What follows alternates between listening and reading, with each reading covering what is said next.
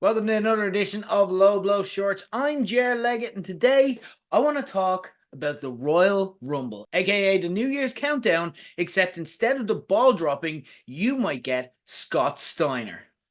And that's kind of the crux of today's episode because we are officially in Royal Rumble week, the debut of Netflix on pay-per-view and the return for the first time ever since 2017 of Low Blow's Royal Rumble party in the Wool Shed.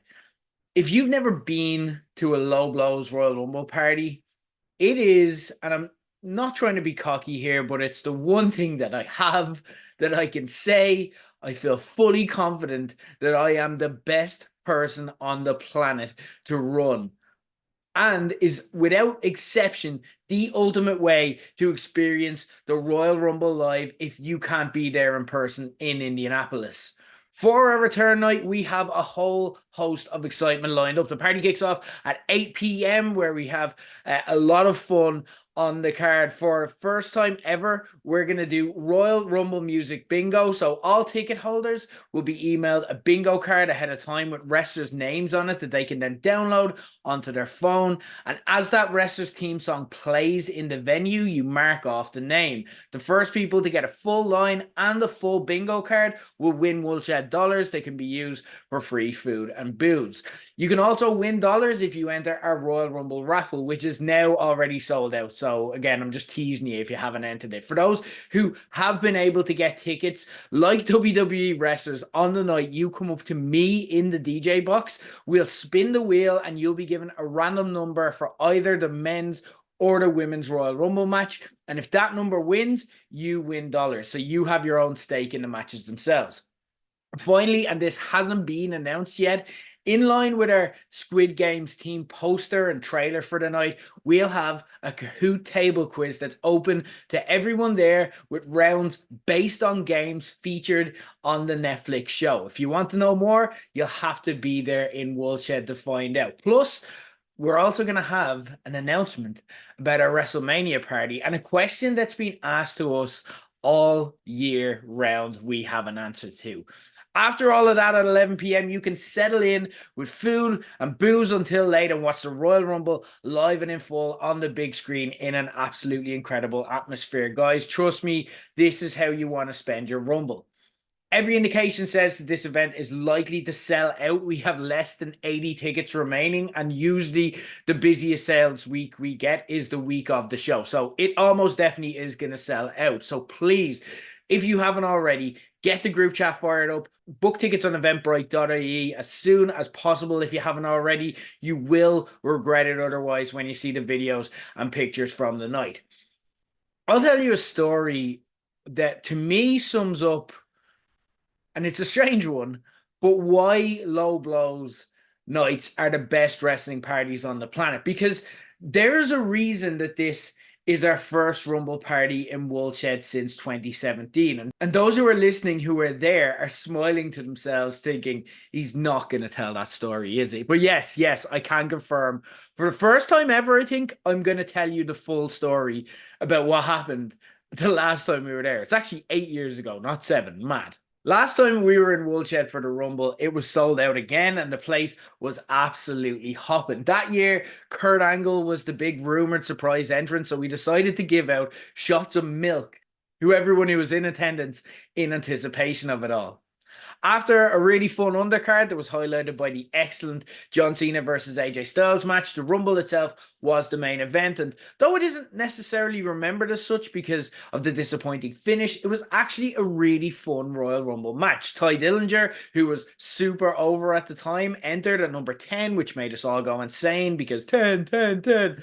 Braun Strowman had the monster run with the most eliminations on the night, and Goldberg came out and eliminated Brock Lesnar to set up their WrestleMania 33 match.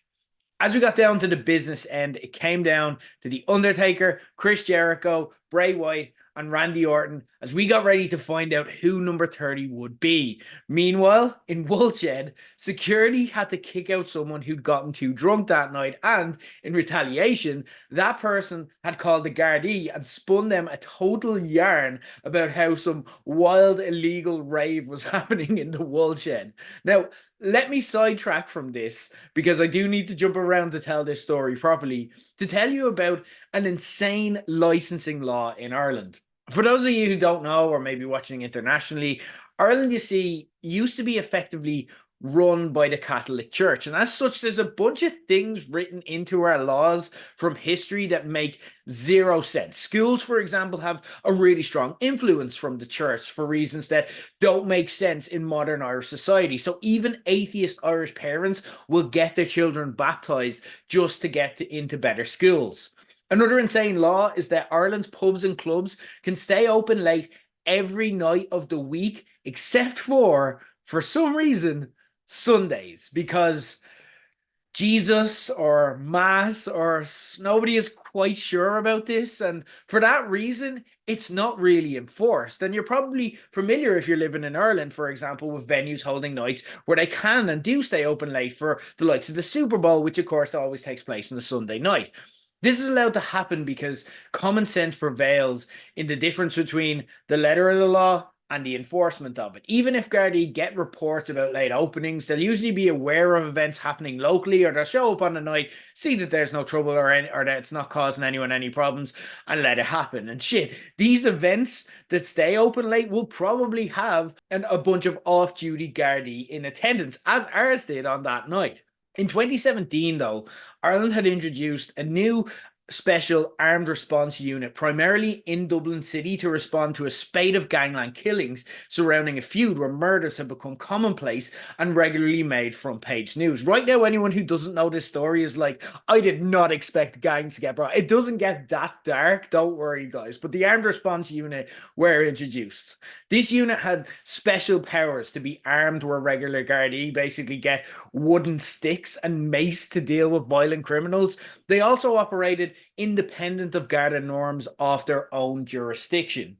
So when this drunk lad dialed 999, he got put through to the operators who would then call in all reports to local units. And usually 99.99999% of the time, this gets called into the local station who are aware of the event, and that it's basically a bunch of wrestling nerds having a laugh watching the Royal Rumble, causing no harm to anyone else. So it just gets ignored essentially, or they might ring and check in and just say, is everything all right? And we'll say, yeah, and that's fine.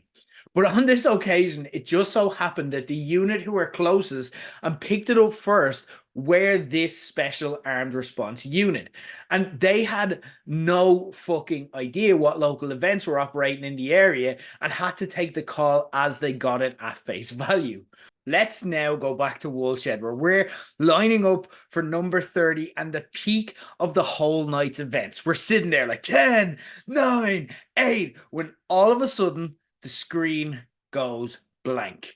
Everyone looks to me as the person running the event on the night, but in reality, by the time the events start in Low Blows nights, we effectively hand over responsibilities to the venues that we're working with. We look after the party and the promotion, we get people in the room, and we give them a good time and put them in a good atmosphere, and then the venue takes over and we get to enjoy it as punters. So I just advise them on, here's what time the event starts, here's what channel it's on, here's how you go. And if it never goes wrong, then I'll jump in and help out as well, because it is our event. So on that night, as everyone turns to me going, what the fuck is wrong? And I don't know, I walk up the steps in the Woolshed as confused as anyone else to find the duty manager that I've been working with that night. They no longer work there, so I can speak about this freely. I find that duty manager sprinting towards me, waving his arms, going, everybody out! Everybody out! And I, like everyone else there, look at him and go, no, it's the Royal Rumble match. Turn on the fucking television. Fuck off. All of a sudden, behind me, a group of armed Garda swarmed the venue, and I swear to God, the majority of people, because they're wearing their vest, thought it was some lads gone really extravagant dressed up as the Shield. Now I want you to flip your perspective and I want you to look at it from the Gardaí's point of view. They answered a call expecting an insane illegal rave filled with ne'er-do-wells, off their face on drugs, all headbutting and riding each other in public. But what they actually found were 500 wrestling nerds in their peak wrestling nerd state with fucking milk mustaches for reasons that weren't exactly clear to them. So even they are like, what the fuck is happening here? But by that stage, they had committed. They'd made a scene. So they couldn't just be like, carry on, guys, because they weren't actually sure what they were allowing to carry on. So they kind of weakly started being like, right, lads, time to go. Right, okay, yeah, time to go home. Except here's the thing. It's the Royal Rumble, and it's the end of the Royal Rumble match, and it's 500 wrestling fans. So nobody gave a shit what they said, armed or not. And people just took out their phones and started watching the Royal Rumble instead because it was on the WWE network. And if you remember that year, well, the rest of us were expecting Kurt Angle or a big surprise at number 30. The final entrant was actually Roman Reigns. And this was the period of time where fans typically fucking hated Roman Reigns. So actually, the people there were more pissed off at him being number 30 and then Randy Orton, of all people, winning the match than the whole Gardaí thing.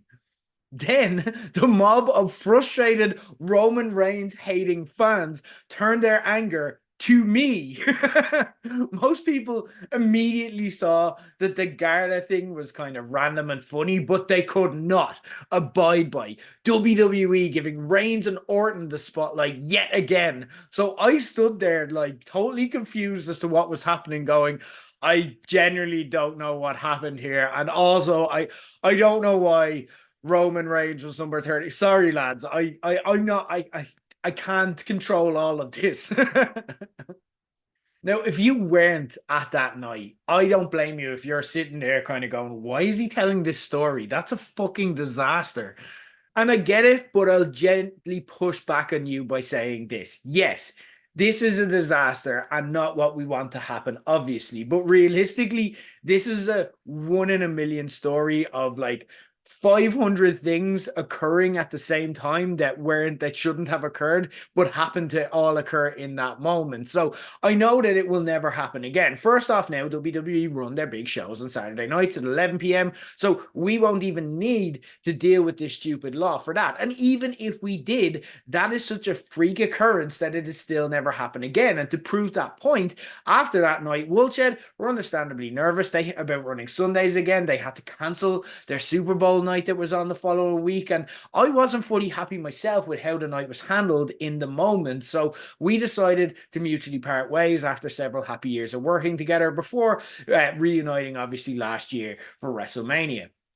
We'd found a new venue because Low Blows has been so popular with wrestling fans within a week, and had 3 happy years running on Sundays without any trouble in Buskers and the Ball and Temple Bar until COVID, of course, came along and spoiled the party for everyone. But also, here's what I'll say, and this is why I think it makes Low Blows stand out more than anyone else. What's the flip side of this? Are you really going to sit at home by yourself and think, haha, glad I wasn't there. I got to see Roman Reigns as number 30 and Randy Orton, and I was pissed off all by myself. The reality is that everyone who was there that night is still telling this story to this day. Hence me turning around at the start of this and going, everyone who was there is going to be like, he's not telling that story, is he? They knew what I meant because it's that story. And they likely will be telling that story for life. And that's the difference with Low Blows. That's the memories that you can get from these nights, whether it's like something mad like this happening, something really random, or whether it's winning a table quiz or getting up on stage and doing a dance in front of 500 people to Fandango's theme song, or like someone who's gone on to be one of my best friends, Jimmy Malloy, getting to perform a stand-up comedy set in 2018 over in front of the person who is now the new women's intercontinental champion, Lyra Valkyria. Or to move on to the main point I want to discuss today, getting to experience a legendary WWE moment surrounded by hundreds of fans that you'll never ever forget. And that's the main reason the Royal Rumble is probably our most popular party, because it gives us these moments regularly in the form of surprise entrants. I looked into it this week in preparation for our Royal Rumble prediction contest and everything we have coming up over the weekend. And with WWE recently started on Netflix and at the point of its existence where it's perhaps more influential than ever before, 2025 is actually probably a peak opportunity for them to bust out some absolutely incredible surprises. So what I've done for today's Low Blow Short is I've ran the numbers and looked at who's both possible and likely to show up on the night. And today, I'm going to give you the top 10 possibilities that excite me the most. And what's important to remember here, and probably most exciting about this list, is that I'm not just plucking random names from obscurity. Sure, it'd be fucking cool if Jon Moxley showed up with the AEW Championship and kickstarted a gang warfare invasion storyline between the two companies, but that's not really realistic. Hiroshi Tanahashi is a name that's been thrown around, and there's a world where I can see it, but I don't know if WWE fans are really going to get the significance of it and the fact that he's retiring and stuff. Something like that could happen down the line, but I just don't think it's realistic.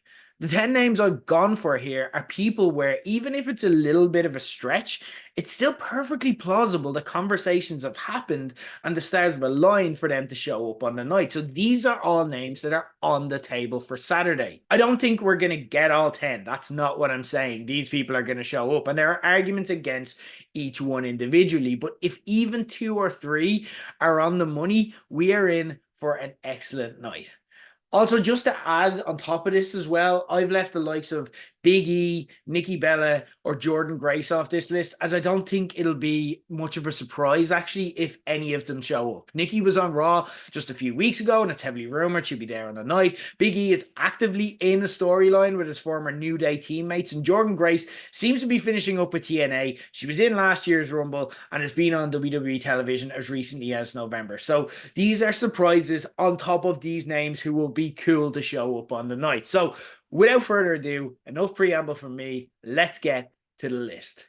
10, Miko Satomura. It's going really under the radar because she was unlucky enough to do this at the exact same time as wrestling icons like Hiroshi Tanahashi and John fucking Cena. But Japanese legend and former NXT UK champion Satomura is having her retirement year this year and ticking off a lot of the bucket list options that she has left. She hasn't appeared on WWE programming since 2022, but what better box to tick in your bucket list than to compete in her first ever Royal Rumble match? That is, of course, if you don't count a 77-person Rumble match she participated in Pro Wrestling Wave in 2013. Not only would this be really fucking cool, but I'd actually be shocked if it didn't happen, and it'd be a really nice moment. Again, a lot of people mightn't appreciate it, a lot of the audience mightn't recognize her, but it's the type of thing WWE can get away with doing. Just the throwaway person you end up learning more about, even if you haven't heard of them in the match itself. 9, Nick Nemeth / Dolph Ziggler. This is another one which is lower on the top 10 only because it seems weirder if it didn't actually happen. WWE and TNA last week announced a multi-year deal to continue working together. Nemeth was, as recently as last week, TNA World Champion, and even if that wasn't the case, he's right at that level of someone who can still wrestle really well but has gone from WWE long enough that it'd be a really cool surprise if he showed up. Given the recency of the WWE TNA deal being announced, it'd be weird if we don't get some marquee TNA names showing up in the Rumble. But the problem is, the TNA doesn't have that many marquee names that would work in a high-profile spot like this. Like, I don't see Indianapolis losing its fucking mind because they hear Moose's music hit, for example. And Joe Hendry probably will show up the TNA World Champion. But again, he's been in WWE so recently, I don't know if that even counts as a surprise. TNA and NXT are perfectly matched together because the novelty of having guys from other promotions show up gives NXT a bit of an edge, but fans who watch NXT are watching because they want to get the jump on wrestlers they mightn't have heard of much or had much exposure to otherwise. So they work well together, but it's a different scale when you're talking the Royal Rumble match. Nemeth is a recent TNA champion, like I said. which means that this gives TNA great exposure for anyone who misses the former Dolph Ziggler, but it also makes sense for WWE too. Not only do I think Nemeth might show up for a cameo given his former world champion status, I wouldn't be surprised if he ticked the random guy in the Final Four box too. On top of this, Nemeth losing the TNA Championship at Genesis seems to have freed him up somewhat, so don't be surprised if he gets a great reaction on the night. This may lead to an extended run on WWE or NXT TV off the back of it. 8. Matt Cardona / Zack Ryder. At this stage, Cardona's name comes up absolutely every year in this spot, and with good reason. He ticks the kind of Drew McIntyre or Cody Rhodes box of being very much a WWE guy, but also someone who's left, completely reinvented themselves, and remained relevant in the way that WWE can market if they ever want to give them one more run. Now is definitely the time though. Last week, he returned to Impact and faced Joe Hendry for the TNA World Championship.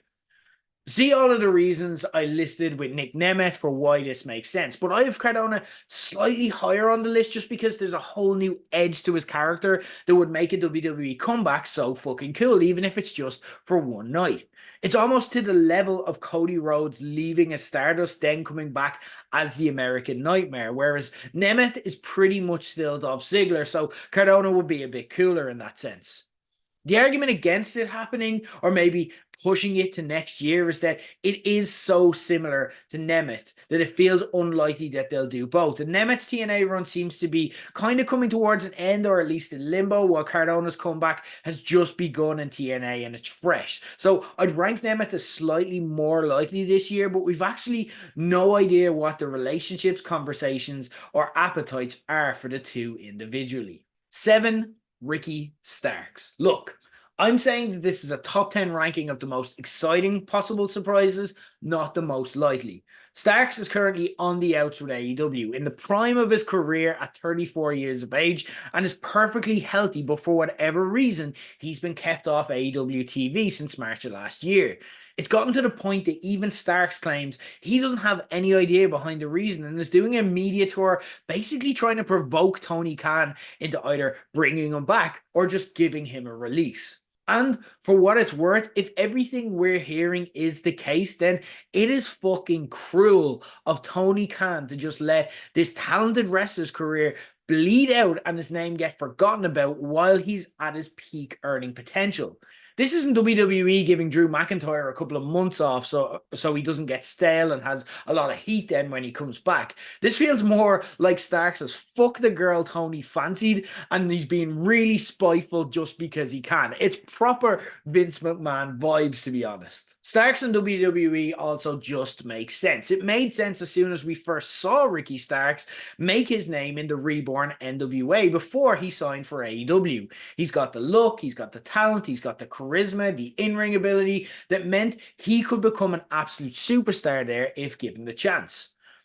I probably don't think he's going to show up here because he's still being so vocal publicly. And if he had been released, AEW would probably like to let the air out of the tires a bit by leaking as much beforehand rather than having him show up by surprise and look like he'd done a Scott Hall or Kevin Nash jumping a ships on them. And I also think that when he does end up in WWE, and I think it is a case of when, unless there's some scandal we don't know about in the background, particularly if it's off the back of being off AWTV for so long, they probably need vignettes to introduce him to the audience, but I would find it cool and just I want to see this guy wrestle again and get a chance to perform and make money again, to be honest, because he deserves it. He's a great talent and he deserves the spotlight. 6. Gail Kim. Somehow Gail Kim has never done a surprise comeback since they introduced the Women's Royal Rumble, and that actually blows my mind. And what better time to do it than when WWE and TNA are in the afterglow of their newly extended partnership, bringing back someone who's got significant WWE chops, who would get a huge reaction, feels really fresh as a surprise in a time where they've kind of already worn out most of the surprises that they could use for the Women's Rumble, and is also an absolute TNA legend, having helped build the foundations of their Knockouts division in its early days. She was actually the first ever champion and still works works there to this day. There's always the possibility of a Trish Stratus, Lita, or Mickie James come back in the Women's Rumble, but we've also kind of seen their reunion runs to the point that they lack a bit of, ignore the pun, impact. There are so many talented women on the WWE roster who may be struggling for a match at WrestleMania. A Gail Kim return gives them an extra ace in the hole for a marquee passing the torch match against the likes of Bayley or Lyra Valkyria. You could also make the case for being included in the WWE Hall of Fame, and it'd be a really cool name for a particular generation of fans to have in there. There's just so much juice here, it feels criminal for it not to happen, and this Saturday is the time for it to happen. 5. Aleister Black. Last week, AEW aired a video where Julia Hart, Brody King, and Buddy Matthews repackaged themselves away from being the House of Black into the Hounds of Hell, which is about as good a confirmation as we're probably going to get that Malachi Black, or Aleister Black as we may be calling him again very soon, is done with AEW in a run that never fully clicked the way it could have.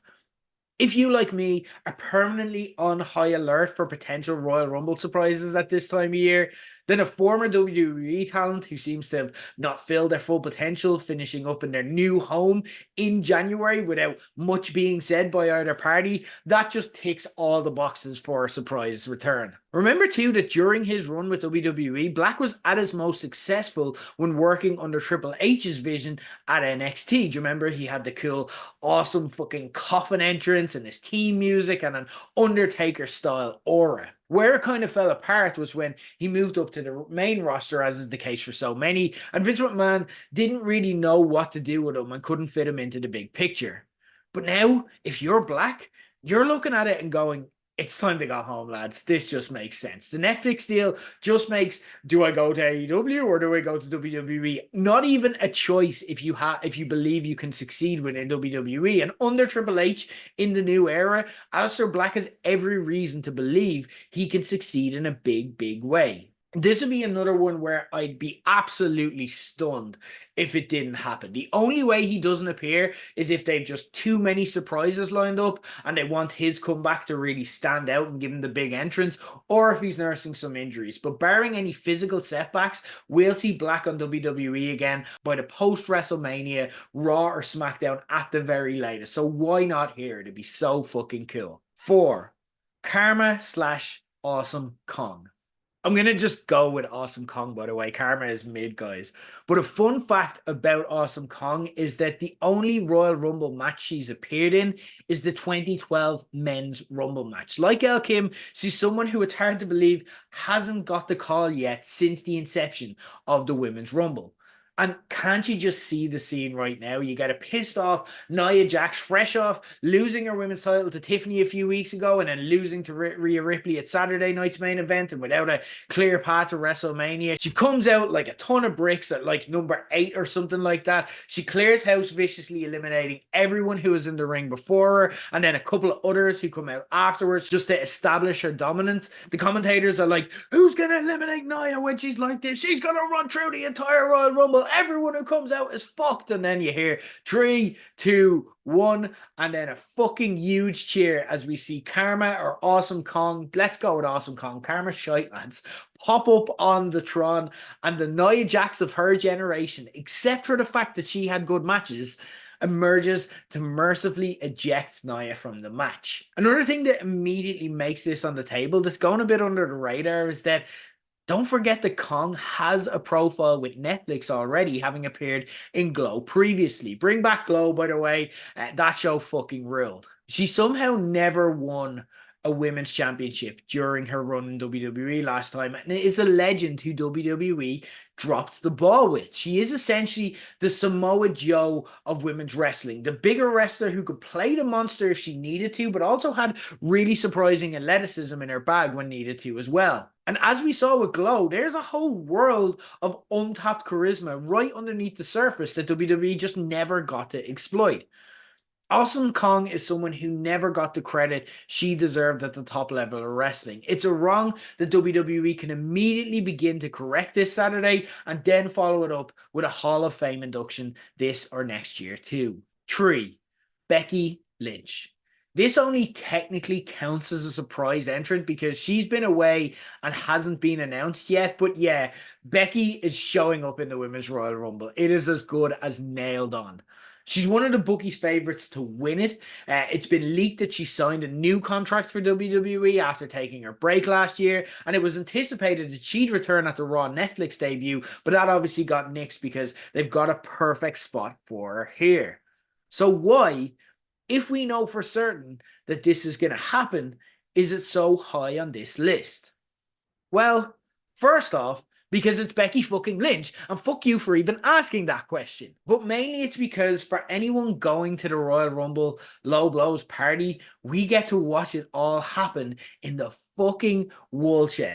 Becky has a history with Low Blows and with the Woolshed. In 2016, she made a surprise video cameo for our WrestleMania 32 party to say thank you for all the support we've given her after she won the Royal Rumble in 2019. A video of all of us celebrating at a party in Bushkas and the Ball went viral, with Becky herself responding saying, "Ireland, I love you." We're obviously behind all of our Irish wrestlers succeeding internationally here at Low Blows. But when it comes to the likes of Finn Balor, who appeared on an early Low Blows podcast and has sent video messages from backstage at WrestleMania to us, Lyra Valkyria, who used to attend our nights back in the day, still blows my mind that we had the Women's Intercontinental Champion used to essentially just be a punter of ours, and Becky. There's something just special there. There's a special connection that we have. And Woolshed is going to fucking explode when we hear her team music on Saturday night. I cannot fucking wait. 2, AJ Lee. This is the ultimate Women's Rumble surprise entrant, right? I think we can all agree on that. AJ Lee just doesn't get the love she deserves for what she's done in women's wrestling in WWE and, by extension, the perception of women's wrestling everywhere else across the world. Let's not forget that it was her tweet that began the Give Divas a Chance movement and led to the women's revolution that led to the likes of Charlotte, Sasha Banks, and Becky Lynch getting the chance to headline WrestleMania, which paved the way for what we have today, with Rhea Ripley being considered as big a star as pretty much anyone within the company and nobody even blinking or asking a question because she's a woman. AJ was having legendary matches against the likes of Paige, Caitlyn, and Nikki Bella in an era women didn't get to have legendary matches.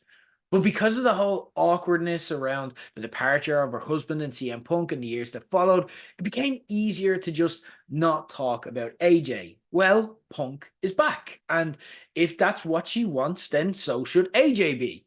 And if she comes back, it shouldn't be just as CM Punk's wife sitting in the crowd waving at the camera, watching him wrestle. It should be being celebrated as the legendary, groundbreaking women's wrestler that she is. The thing is, though, AJ mightn't actually need wrestling. She's got several writing and acting projects on the go, and you'd fully understand if she decided that she didn't need the baggage that came with being a wrestler in her life beyond asking Punk how his day went. But if it's something she would be interested in, even testing the waters and seeing how it felt, a surprise entry into the Rumble is the perfect non-committal way to do so and just see how she feels. Like, there are cool comebacks and then there are surprise entrants that are kind of cloaked in meaning and significance. And Nick Nemeth and Matt Cardona, they'd be cool. Yeah, that's fun. Yeah, it'd be interesting to see. But if you want to see them wrestle, just turn on TNA at any stage. The company WWE already has a working relationship with. AJ is a completely different level, though. It wouldn't just be a cool, fun thing to see. It could arguably be one of the most meaningful surprise entrants in Royal Rumble history. And to reiterate, the exciting thing is it's on the table here. Like, the question has absolutely been asked already. So let's see. It could happen. This is possible, guys. And it is so many things, but the one thing it is not is my number one most exciting potential surprise on this list. So let's get to that, because my number one is one you're immediately going to get a bit skeptical and doubtful about, but hear me out. Number one potential exciting surprise comeback, Daniel Bryan. Okay, I'm just going to take a minute because I can hear your skepticism and your doubt absolutely pouring at me through the screen here. But hear me out, guys.